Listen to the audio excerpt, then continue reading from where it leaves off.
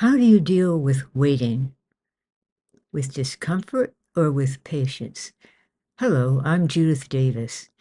In the past, when I've had to wait for something out of my control in the external world, such as the arrival of a repair person, I felt uneasy. When would he or she arrive? Would he or she arrive? Should I begin a task only to be interrupted in the middle? And then there were things out of my control in my inner world, such as waiting to remember an errand I needed to do. What was it?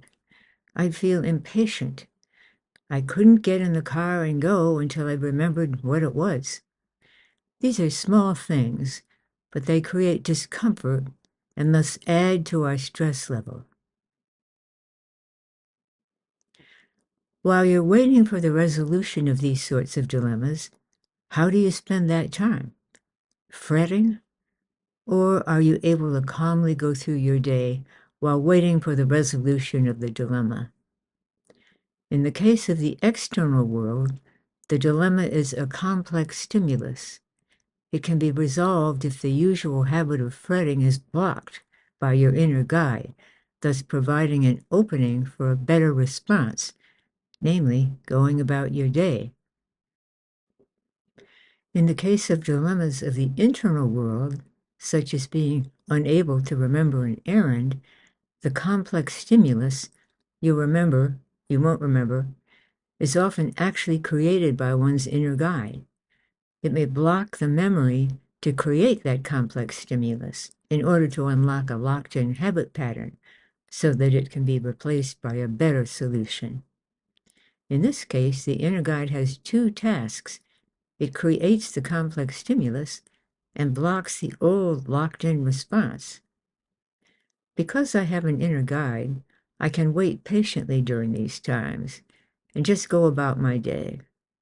If the repair person doesn't show up, it's not the end of the world. I'll just reschedule, perhaps with a different repair person.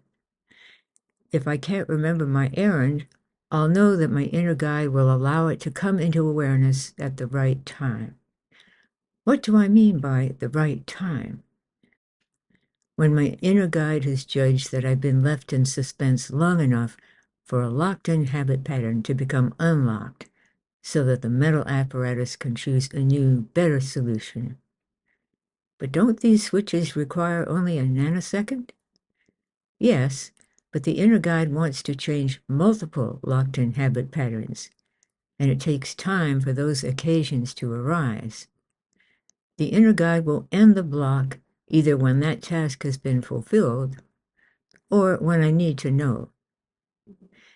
I can't find something that I want to give one of my granddaughters for Christmas, but I know that I'll be allowed to find it in time to send it to her. If you have an inner guide and do self-hypnosis regularly, you may have had such experiences like this yourself. If you don't yet have an inner guide, you can acquire one for free here.